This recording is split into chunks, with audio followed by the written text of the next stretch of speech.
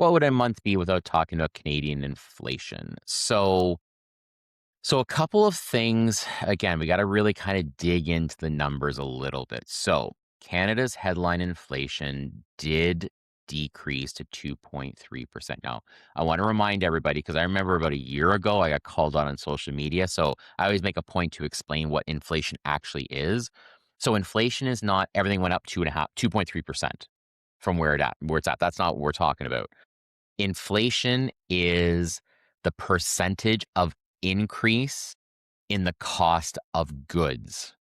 Very important to understand what inflation actually is. It's not just everything went up 2.3. People will say that more just, from a social perspective, but it is the percentage in which the cost of goods has increased. So, having said that, I'm just going to read off my screen here to get you some numbers. So a couple of important numbers to understand. When we're talking about shelter, all right, this is something. So shelter cost is rent, it's going to be mortgage, it's going to be a whole bunch of stuff.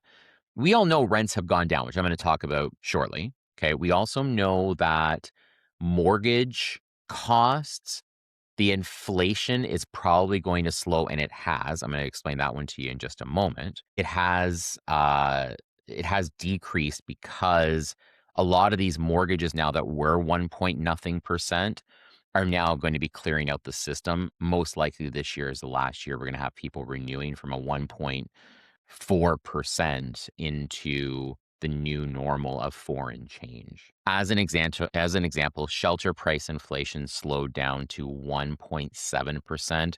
I believe, fact check me if you want, but I believe our shelter inflation was, I don't know, I think it was closer to 5, 6, 7, 8% at one point.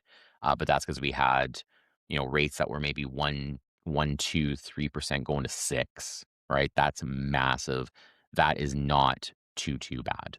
All right. So we're going to see inflation, and that's why you're going to see that overall headline inflation rate be lower. Part of it is shelter costs. Now, two other ones I want to just point out here that are really, really interesting. Grocery prices. They're still damn expensive. So grocery price inflation specifically, that's at a 4.8% year over year when compared to 5% in December. Now, you can say, oh my gosh, it got better by 0.2. Again, the rate in which the cost of goods is increasing has decreased. However, it's still damn near 5% month over month. Sorry, year over year. I apologize, year over year. So, it's one of those things where food is going to continue to be a problem. I mean, I know what our groceries cost, and it's just my wife and I, because our kids are out of the house. So it's going to continue to be an issue. We know the reason why, most likely tariffs, and there's going to be a lot of arguments on the reason. Tariffs is probably a big part of it. We can argue about, grocery store profits and whatever, but by and large, we're going to definitely see that inflation. I think it's going to be extremely sticky.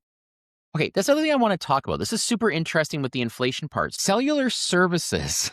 I want to talk about this because this has got my goat a little bit.